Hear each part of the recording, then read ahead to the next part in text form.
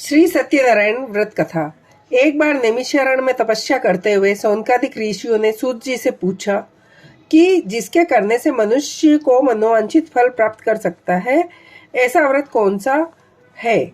सूत जी ने कहा कि एक बार श्री नारद जी ने भी श्री विष्णु भगवान से ऐसा ही प्रश्न किया था।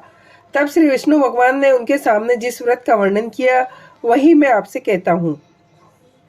प्राचीन काल में काशीपुरी में एक अति निर्धन और दरिद्र ब्राह्मण रहता था। वह भूख और प्यास से व्याकुल हो भटकता फिरता था। एक दिन उसकी दशा से व्यथित होकर विष्णु भगवान ने बूढ़े ब्राह्मण के रूप में प्रकट होकर ब्राह्मण को सत्यनारायण व्रत का विस्तार पूर्वक विधान बताया और अंतर्ध्यान हो गए। ब्राह्मण अपने मन में श्री सत्यनारायण व्रत करने का निश्चय करके घर लौट आया और इसी चिंता में उसे रात भर नींद नहीं आई। सवेरा होते ही वह सत्यनारायण के व्रत का संकल्प करके भिक्षा मांगने के लिए चल दिया।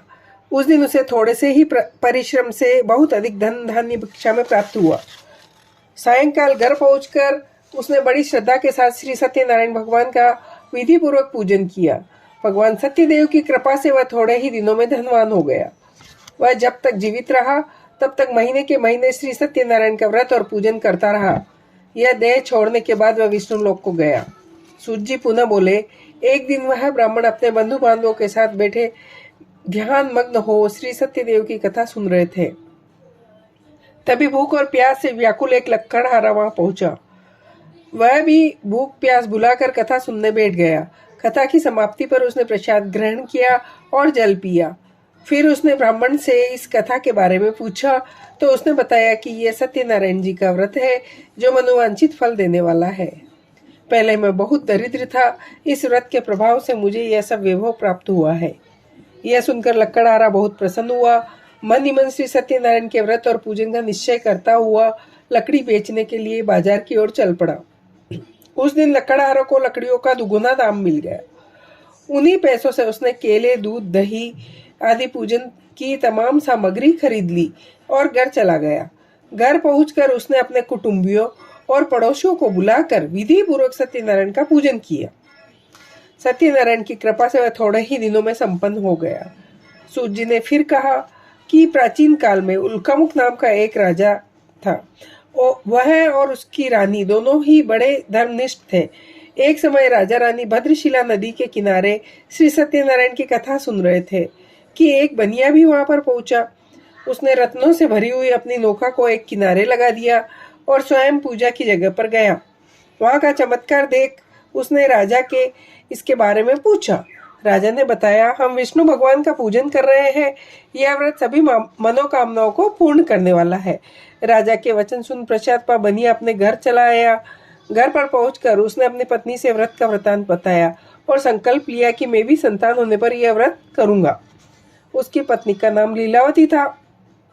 सत्यदेव की कृपा से वह कुछ ही दिनों बाद गर्भवती हो गई और 10 महीने पूरे होने पर उसने एक कन्या को जन्म दिया।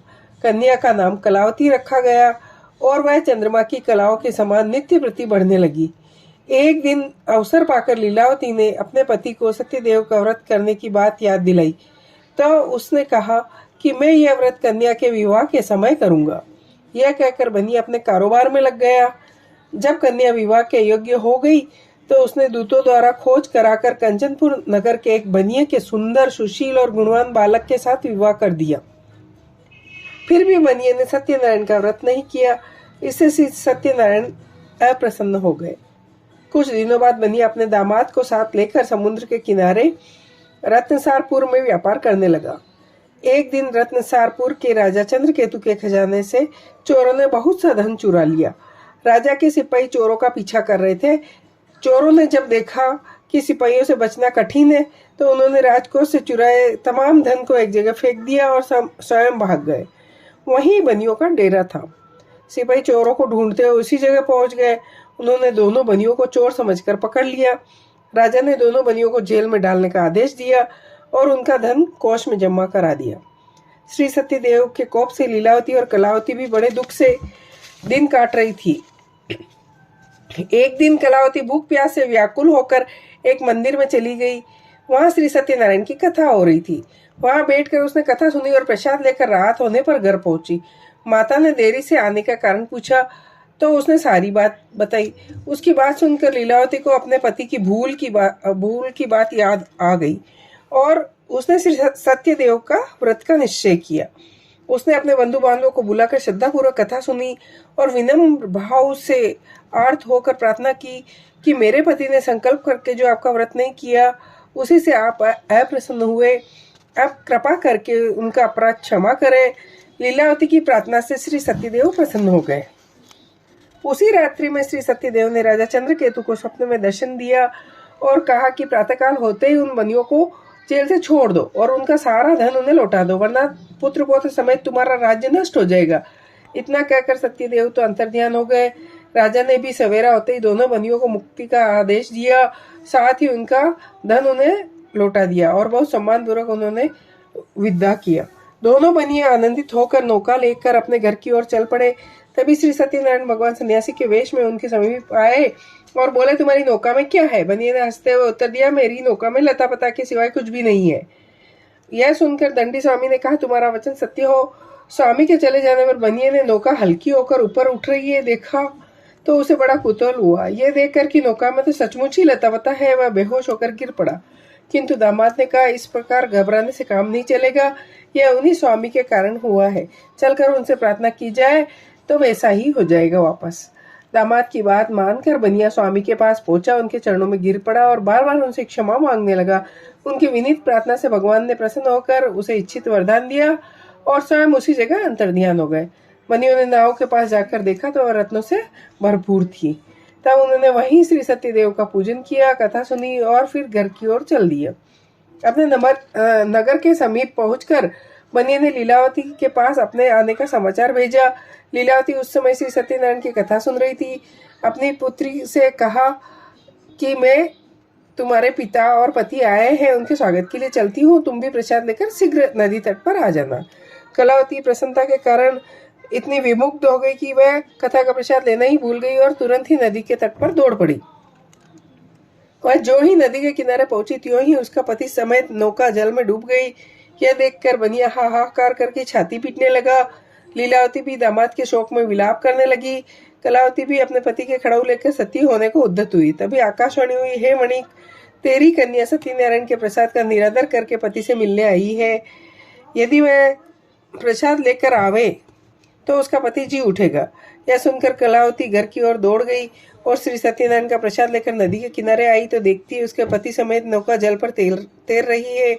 यह देख बनिया भी प्रसन्न हो गया और अपने घर पहुंचे। फिर वह जब तक जीवित रहा तब तक श्री सत्यदेव का व्रत श्रद्धापूर्वक करता रहा। इसके पश्चात सूत बोले, एक समय तुंगध्वज राजा शिकार खेलने के लिए वन में गया और उसने देखा कि एक बरगद के नीचे बहुत से गोप ग्वाल इकट्ठे होकर सत्यनारायण की कथा सुन रहे हैं। राजा ने न तो सत्यनारायण को नमस्कार किया और न ही पूजन के पास आया। गोपगण राजा को देखकर स्वयं प्रसाद लेकर उनके पास आए और राजा को प्रसाद दिया, पर राजा ने प्रसाद की परवाह नहीं की और महल की ओर चल गया। राजद्वार पर पहुंचते ही राजा को मालूम हुआ उसके पुत्र पौत्र धन संपत्ति नष्ट हो रहे हैं। उसे वन की घटना याद हो आई और उसने विचार किया कि सत्यदेव के प्रसाद का निरादर करने के कारण ही मुझे यह दुख प्राप्त हुआ है। यह सोचकर राजा पुनः वन में दौड़ गया और सब गोप ग्वालों के साथ मिलकर श्रद्धा और भक्ति के साथ श्री सत्यदेव का पूजन करके प्रसाद ग्रहण किया। इसके बाद वह घर लौट आया तो उसके मत पुत्र पौत्रादि भी जी उठे और नष्ट हुई संपत्ति जो की त्यों हो गई। तब से राजा जीवन भर समय समय पर श्री सत्यदेव का व्रत और पूजन करता रहा। बोलो सत्यनारायण भगवान की जय।